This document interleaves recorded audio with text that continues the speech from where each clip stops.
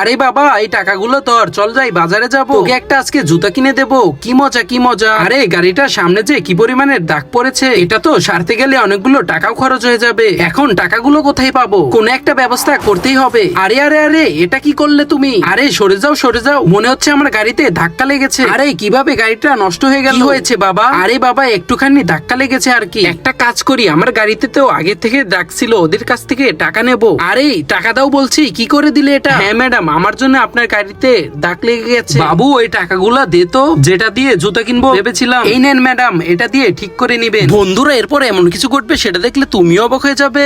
নিচে থাকা সাদা সাবস্ক্রাইব বাটন দিয়ে কেউ যদি সাবস্ক্রাইব করে দেয়, তাদের বাবা মা অনেকদিন বেঁচে থাকবে। আর যারা ভিডিওটি লাইক করবে, তাদের মনের আশা যেন পূরণ হয়। আর আমি দোয়া করে দিলাম। আরে টাকা তো জোগাড় করে ফেলেছি, এবার আমি গাড়িটা ঠিক করে নেব। আরে বাবা, সব টাকাই তো ওনাকে দিয়ে দিলে, এবার আমি জুতা কি দিয়ে কিনবো? আরে কেউ আছো, আমাকে একটু সাহায্য করো। আরে কেউ আছো?